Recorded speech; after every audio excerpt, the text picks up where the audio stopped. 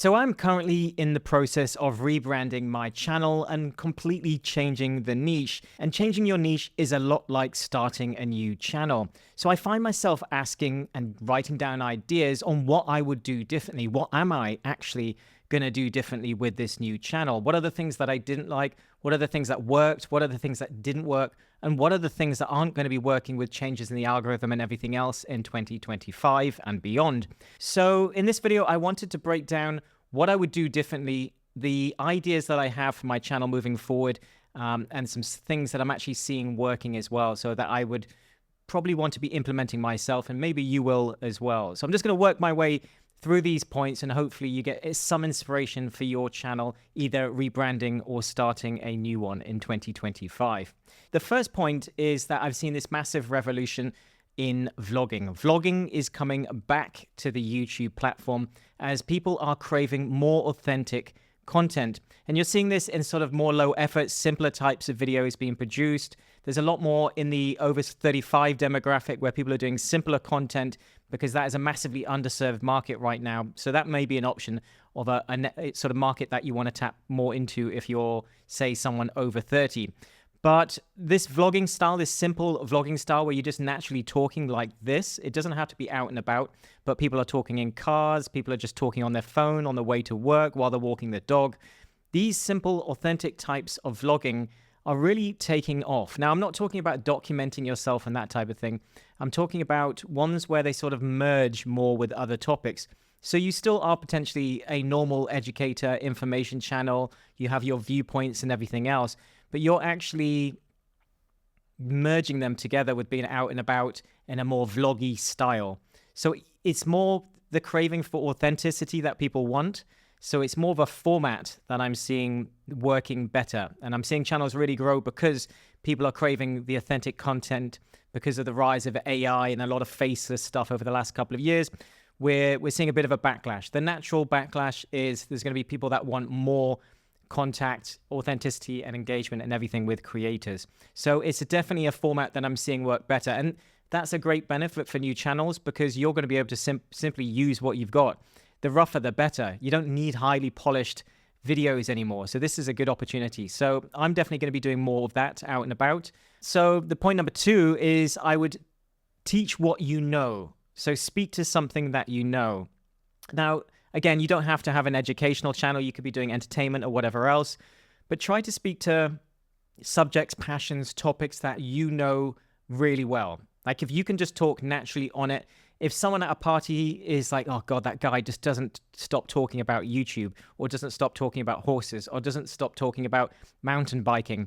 If you have something that you speak on a lot and you can speak about no end and you're very knowledgeable on, then that may be the thing that you want to create your channel on, because you're going to find it much easier. Yes, you can script your videos, but you're going to find it much easier to be able to start talking and vlogging and everything else, or actually create videos and be more natural, because even if you're writing a script, the script's going to sound better if you're knowledgeable and have a greater understanding of it.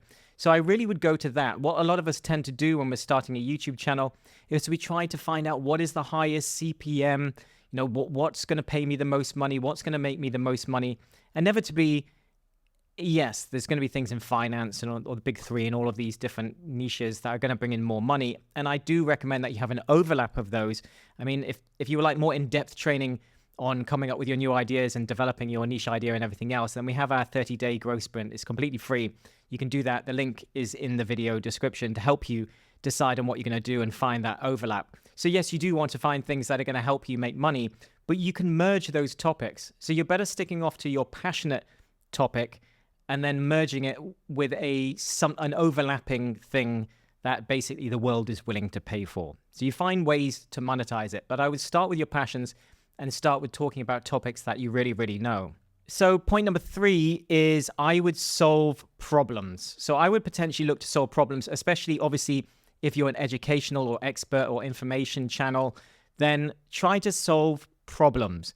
Now, or at least talk to the pains and the struggles of those problems, because if people would pay to fix those problems, then you have future monetization opportunities.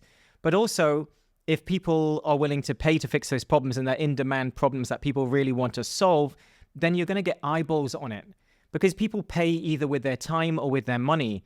And if you focus on problems that people are willing to pay to fix, then even if the information is free, there's going to be a lot more demand for that information, and people are going to be more grateful and more enthusiastic about consuming it. There's going to be more of a need. If you're in pain, you want to fix that pain and fix that problem. So you're more likely to watch more of a video rather than just, watching a little bit of entertainment because you're a bit bored.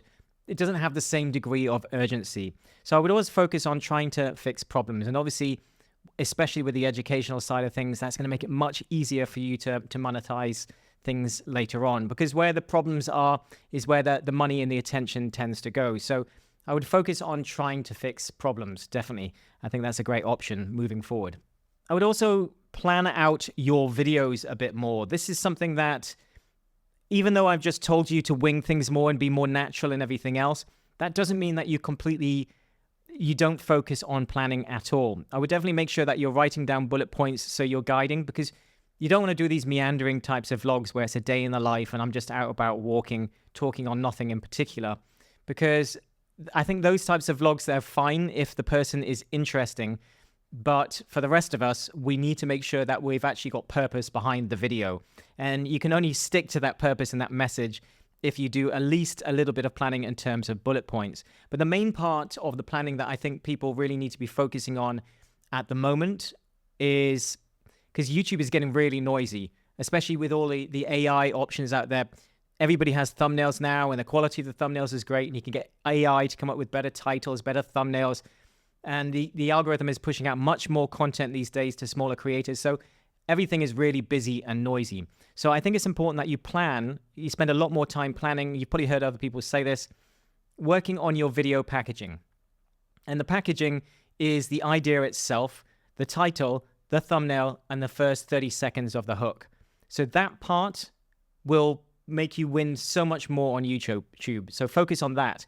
If people are still watching and they like you, they'll probably watch more of the video anyways, regardless if things dip later on. So it's less about, you can improve the watch time in the video as things progress just by your style and your confidence and the way you present, and maybe making your video shorter. And there's other ways to improve. But if you can get the packaging right, so the idea, the title, the thumbnail, and the first 30 seconds, if you can plan that part out and improve on that, you will succeed much more on YouTube. Whether we like it or not, you have to get people to click, you have to get them starting to watch, then you have to get them invested in the first 30 seconds to continue to watch afterwards. So what I would always recommend doing, and what I try to do, is make sure that I'm designing my title, my idea, and the thumbnail and everything before I even start writing down ideas for the content in the video.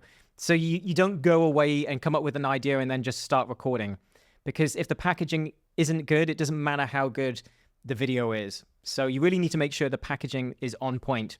That's something I really think that we all need to be working more on in 2025.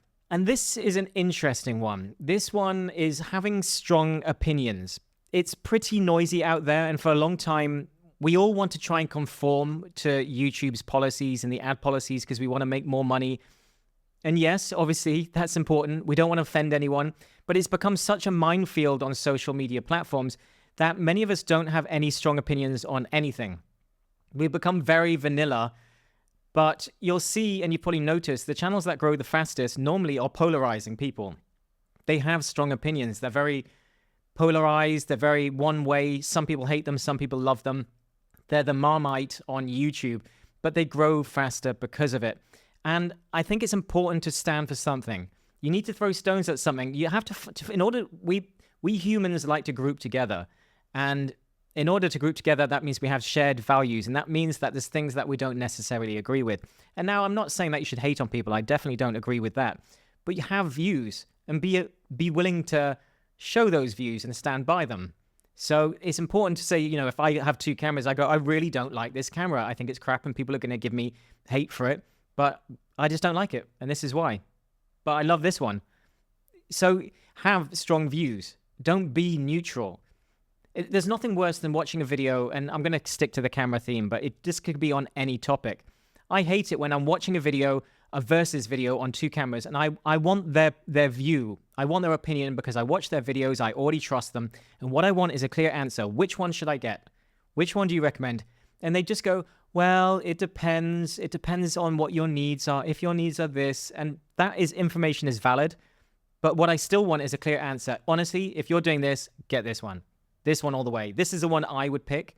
But if you need this one feature, then fine, do that one. But otherwise, for everything else, 100% I would get this one. I want that clear opinion. I want you to have strong opinions.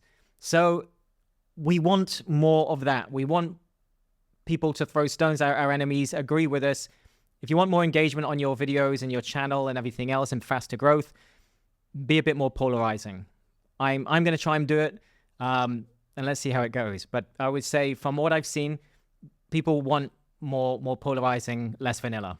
This one I'm very passionate about, and I've really tried to stick to this. And this is simplifying your equipment. So making sure that all of your equipment is simple. Like I'm recording on it's just, I think, one of those Insta360 sort of, they've got the revolving little gyro head.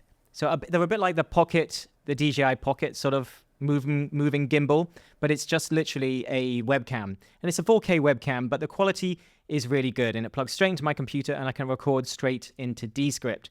And the reason I've never upgraded, although I do have my action cam and stuff that I'm going to be using more going out. So I do have some equipment, but the reason I've not upgraded is because right now I don't want the extra layer of complexity. And what I would say, from my personal experience, the more complicated you make things, the less you record. It's friction. The more friction you, like the reason I have everything on a basically automatic standing desk, the ones that go up and down, I've got my light, iPad, laptop, lights, microphone, everything plugs into my computer and I can just press play. But because it's that simple, I produce more content. I record my online courses. I speak to my clients. I upload to this and another channel. I'm uploading and I'm producing content and everything all of the time because it's fast and easy. And honestly, when I do, and I have in the past done higher quality videos, sometimes it works out better, but most of the time the difference is so minimal that it's just not worth the extra level of complexity. Now, if you're massively passionate about cameras and you want to learn how to use all of these different things and you don't mind about taking bag loads of crap with you, then absolutely, that's you, do you. But what I would say, in my opinion, is that the friction is like the kryptonite for creators. So if you want to produce more content, you want to be more consistent, you want to succeed more, you need to keep it simple. Better to upload more crappy videos than no videos or one really good one. I know Mr. Beast would say otherwise. It's better to produce one really good video, but there's just too many things to learn in the beginning. You're not going to be Mr. Beast. I'm not Mr. Beast, and I've been doing this for years. Like, you go with what you've got. We do the best we have with the means that we have. So, and that, these days, again, as I said, gives you an unfair advantage. So run with that. Now that people are craving lower quality, more authentic videos, it's prime opportunity. So I would say keep it simple. As I said, use your phone, use your action cam, use a simple setup that just works for you and allows you just to press play and just record nice and easy. So I would say remove as much friction and keep your setup as simple as possible. The next point is I would try to engage more with my audience. Now, I've been really bad at this. I know people would say in this branded channel that I'm very good at responding in the comments, and I am 100%. But the comments I'm getting, maybe it's because I've not been polarizing enough. Maybe it's because I'm changing niche, so a lot of my subscribers don't like the new direction the channel's going in, and I need to find a new group of people. But I've been really terrible at posting in the community. And I know community feeds are something that YouTube is pushing, and you can get views and attention just by posting, not even from channels that YouTube shares it out further than your subscribers and the people watching your content. So you can actually, in a way, I've not tested this, but you can actually grow a channel with just a community post. So I think that's something that's worth looking into. But the more you engage, the more community you build in different ways. I would actually say even building an email list, starting communities, building more community with your audience, then you will have greater reach, you'll have a better bond. So I definitely would want to do more of that because I think that's going to be massively beneficial in a more noisy, less engaged, more authentic sort of world. Getting more connection with your audience really obviously makes sense.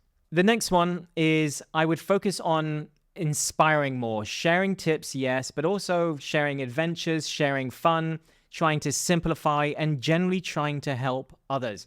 I think if you put, we can be too clinical. And myself, I've fallen into the sort of persona thing. I worked many years in hospitality, so you get used to sort of putting on the persona that you think people want to see. And I'm pretty polite on camera, but I swear a lot in real life and everything else. So I know I've got this sort of persona that I'm still trying to chip away at and get rid of. And that comes with time. But I would say share adventures, focus on helping more, sharing tips that you would be proud of. Would you be proud of this channel? Would you share this out to your friends? Would this content benefit your friend? Are you speaking to people like they're your friend? So I think sharing those tips and focusing on inspiring and everything else, this is a greater cause and will unite people around you more than just sharing lots of robotic content and bashing out lots more content, in my opinion anyways. I think the channels that do bigger are the ones that are more relatable, people connect with them more. I mean, there's people getting hundreds of thousands of views from going around Costco with their trolley. There's lots of mundane stuff that people really connect with. So I think the day-to-day is just as important as being on a beach somewhere in Thailand, which I am, funny enough. But, the mundane is just as important. And I think that connection and those things that inspire people and the little tips that you give along the way and your experiences and your tips are just as important. So those are my tips, and those are the things that I am going to do in 2025, and what I would recommend that you should look at some of those points in 2025. And as I said, you can get more free training with our 30-day growth sprint. The link will be in the video description. And thanks for watching. I hope you enjoyed that. If you did, hit the like button. Otherwise, I look forward to seeing you inside the next one.